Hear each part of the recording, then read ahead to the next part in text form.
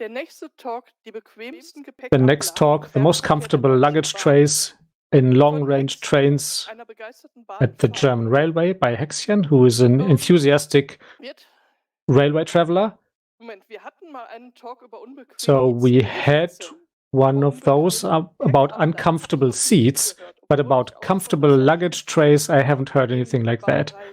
But I'm experienced in railway travel, and Hexchen also does that in crowded trains. So have fun with the next talk. I hand off to the speaker. Hello, I am Hexchen, and I like trains. And this talk was there in a much shorter version as a spontaneous lightning talk at the atmospheric discharge. It was a spontaneous event and was created by the climate change activists in Munich. As I said, I like trails. My unicorn Emma also likes trains, and she's in the background at the stage, and she always travels with me. And I travel on trains a lot. Last year, I traveled roughly 100,000 kilometers on the rail. Lots of hours, lots of hundreds of hours of time in a train. I traveled all throughout Germany. Wonderful. And before I start, there are some important notes. And this is my own opinion, and it's not the opinion of my past, previous, or current employers. It is not a representative opinion of the Deutsche Bahn. And this is entertainment. Please note that rail operation needs safety, and safety is always important. And if the train is full, then please take another train and don't sit in luggage trays if your safety cannot be guaranteed. And always follow the orders of the personnel to avoid accidents. And pictures are by me, unless otherwise noted, except schematic diagrams of the trains. Those have been stolen from the Deutsche Bahn. But let's see what kinds of trains we have in the long-range fleet. We have the ICE1, BR141, ICE2, BR42, the ICE3, BR40, ICET, BR411, 415, and we have the ICE3M, that's the model number, and we have the ICE3MS, model range 407, ICE4, model range 412, and only since the last change in the schedule, we have the ICE3 Neo, model range 408, and though there are trains I left out, otherwise, perhaps because I didn't have time to take photos, and I left out the Intercity 1, as they are now traveling on the network. And this is non-homogeneous. They have individual carriages. They are individually composed, and it's hard to say what exactly is an Intercity 1, except that it is a locomotive and an engine and a few carriages. And the Intercity 2 was the regional express with carpet, and it's not really a long-range train. It's just a two-story carriages, and in some connections you can travel on it with a short-range ticket. And I also left out the Nightjet trains and the Railjet and Railjet Express. And Nightjet and Railjet Express, they are all a bit chaotic and not non-homogeneous, and that's some Austrian or Swiss material. And the RBB is the ÖBB. The Austrian one is only on certain routes in Germany. And I also left out the ETR 610. It is used in Germany on intercity express routes, operated by the Swiss Railway, and between Munich main station and Lindau and Zurich, or from Milano via Basel to Frankfurt. And another one, the ICE-TD, is also left out. It is not operational anymore. I don't have any photos of it. And there's one of those still operational, but let's ignore that. What's unfortunately also left out is the Met. It's not operational anymore. It was wonderful, and I don't have any photos, but maybe some photos. Here, that's a photo from the Metropolitan.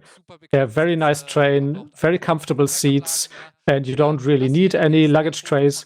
And this is a photo of the more sensible ICE2, and it has really good seats and not just covered in carpet. And here's a photo of a SBB, a Swiss-operated train. So let's start with the ICE. Let's talk about trains I will talk about. And the ICE1 is quite nice. It's a train that really has compartments, and you can see it here. Seats 85 to 112 are very comfortable in compartments, and there are some luggage trays there. You can. I'm told to speak slower. Well, okay. You can see the luggage trays between those seats here, 36 and 34. And although I really searched my photo collection, I found none of those, no photos of those luggage trays, because usually I travel in a compartment in these. And it's nicer and a bit smaller. Some like it to travel in the large open space. And I like the smaller compartments, really. But maybe some more photos of this wonderful train. This is an ICE1 in Berlin East Station and has arrived here. And Emma wants me to say that it is really unicorn compatible, and the horn can really poke out of the window, which is not possible in other trains, maybe. In the ICE2, you can say same procedure as last year. The ICE2 is designed interior, have a very similar interior design, but it doesn't have any compartments. So the luggage trays are also only a few of them. Maybe there are only 8 of them in the whole train in the second class. And here I looked through my photo collection, and I know why I couldn't find any photo. There are 2 carriages in which I like to sit, and that is the one with the comfort seats and the control train, and both have no luggage tray, and so I never sit in the luggage train in those, which is a bit sad.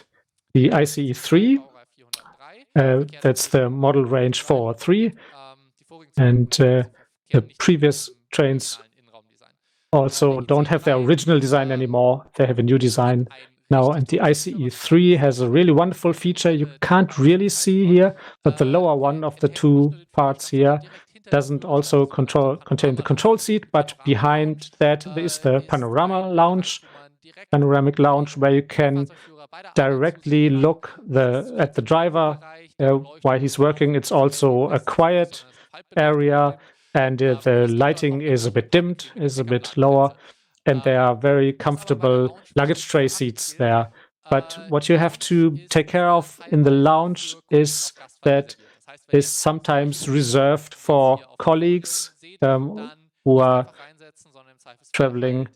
And if you see that, you can't just sit there as a normal passenger, but you have to ask the conductor if you can use that. In the lounge itself, there is this step, this luggage step, where my backpack is, and you can sit there if there are no free seats.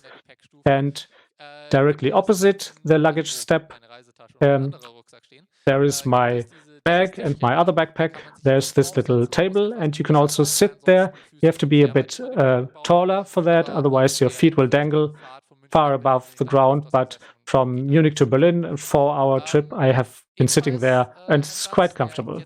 And another room which is a bit tighter is behind the seats 41, 43, and also on the opposite side, which I can just show you in this schematic diagram.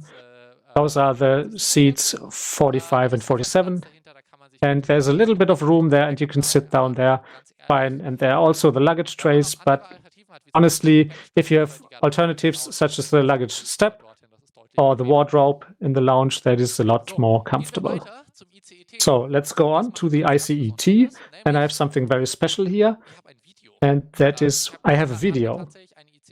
And I really grabbed an ICET and a friend, and I took a trip on the ICET, and I'll show you from the train. So let's look at that, the ICET. We are here in an ICET of the German Railway. That's the model range 411, the second series. And this is the panoramic lounge at the head of the train. And here are seats, and you can look out the front. And sometimes the glass can be turned to frosted, and you can't look through that. But here are wonderful luggage spaces. There's a small step on which you can sit in the luggage area. You can't be too wide, too broad-shouldered.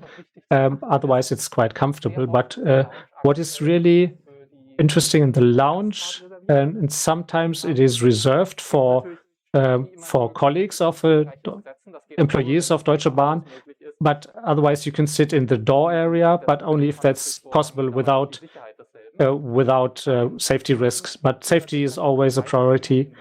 Otherwise, we can just walk into the open space carriage, and there's behind the door a relatively comfortable space if the train is too crowded. Oh, exactly, and that was it from the ICET. And unlike the previous trains, it doesn't have a luggage rack, but it's very important that safety is important.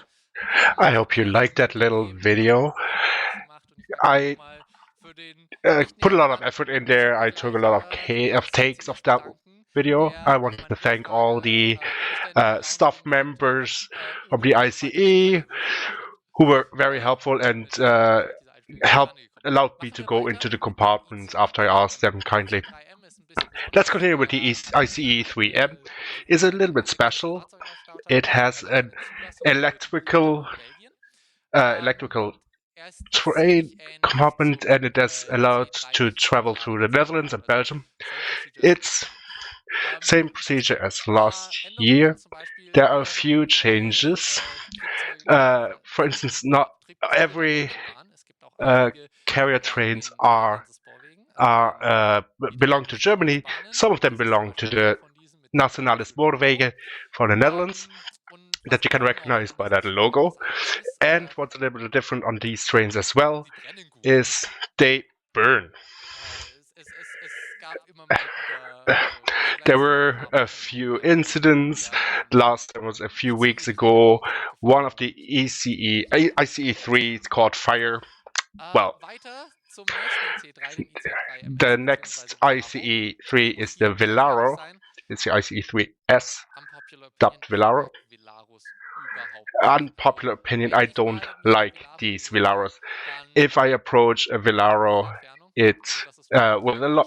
I keep a little bit of distance in between the train and myself, but I can still talk a little bit about them. The problem with the Velaros is they don't have a panorama lounge, and they are pretty tight. The lighting is not too nice, a bit claustrophobic. It's not my favorite. Overall, I don't like traveling with them, and there are not a lot of regular trains. I avoid them, but it's not. ICE 2s I really avoid as hell, but let's ignore the Velaro. Let's go to the next one, the ICE 4. The ICE 4, they have the reputation of having like uncomfortable seats. That used to be true, but nowadays it's not necessarily true anymore. I know that's not necessarily the opinion in the bubble, but that's my opinion. It has a little lounge, and you can look out front. It's very comfortable. It has a compartment to take bicycles along, and if you ignore them, and you can buy a ticket, and you can even book a bicycle compartment. Whoever managed to do this, good luck. That's great news. I never managed to do this. I think they are pretty comfortable. So, to whoever who doesn't know the ICE4, those are the ones with the flat nose. It's not really flat, it's a bit of oddly shaped. This is what a flat nose of an ICE4 looks like. Those who like it, but I'm a bit skeptical.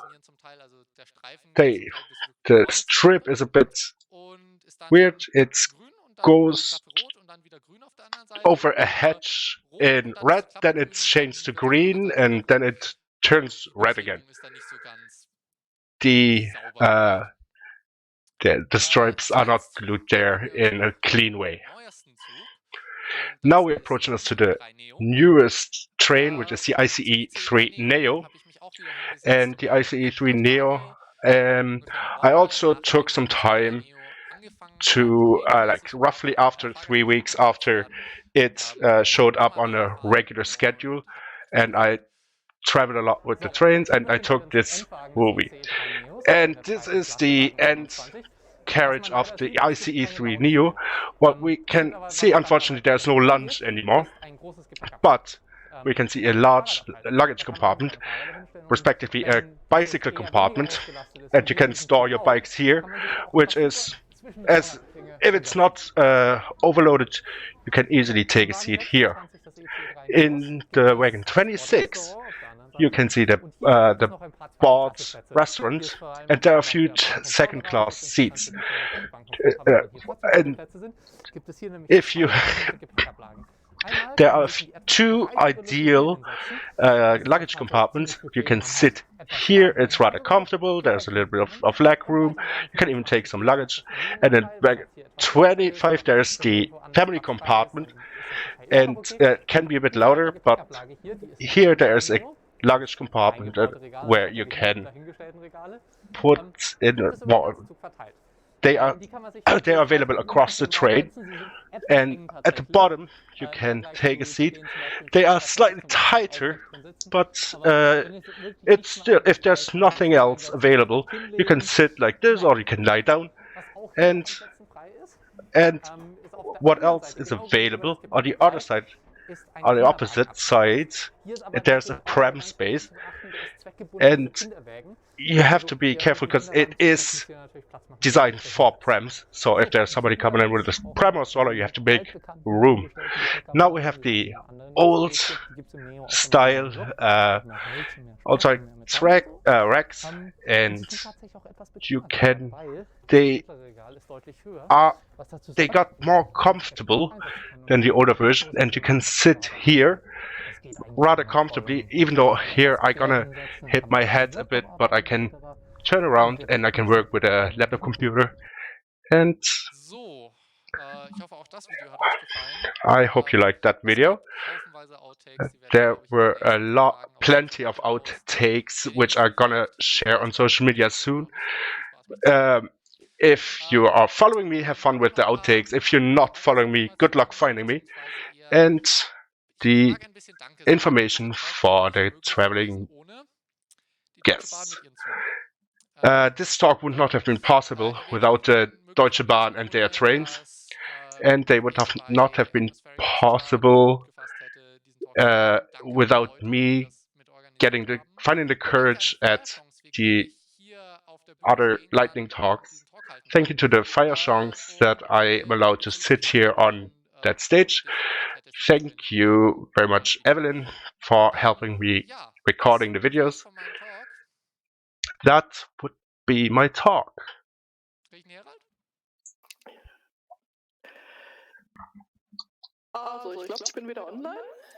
Yes, I think I'm online again. I say thank you very much for this exciting talk. As a frequent rail traveler, I learned a lot of things, how I can handle crowded trains, and we have the opportunity for a few questions. I have already 2 questions. How many kilograms can they handle, those luggage trays? That depends on the rack itself. I have to admit I don't have the exact numbers in mind, but I'm sure the racks that running ahead on top, they are not designed to hold the full weight of a person.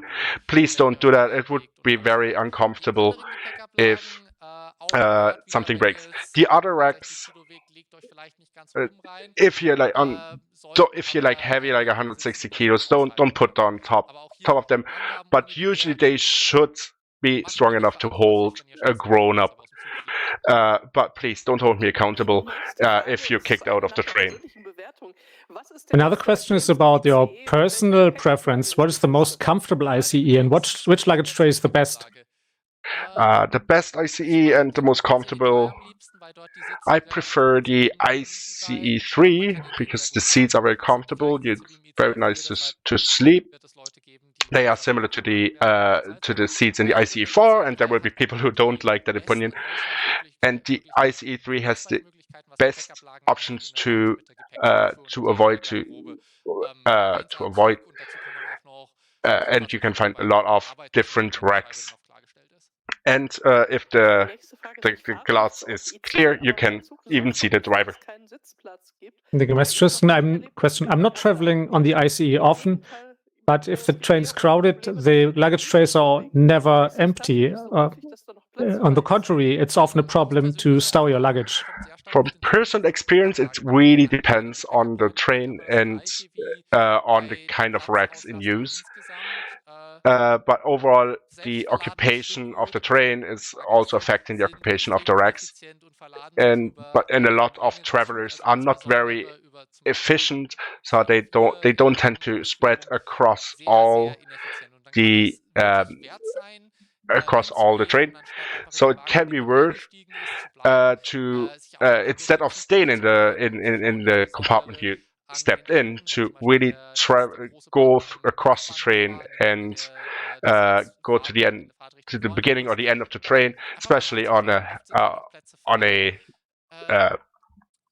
station. But if the train is full, you will not find a good space. So if the train is fully booked, it's easier to wait for another train. That can be a bit painful if you have to take the particular train with your ticket. But if you talk to the staff, they usually can help you out and accommodate you. There are certain accessories you can take along to make it more comfortable. Of course they are. For instance, in the ICE 4, I can show that in the schematic here. The ICE 4 has these relatively long luggage racks. They are the length of 2 to 3 rows of seats, and you can even get like a proper air mattress in there.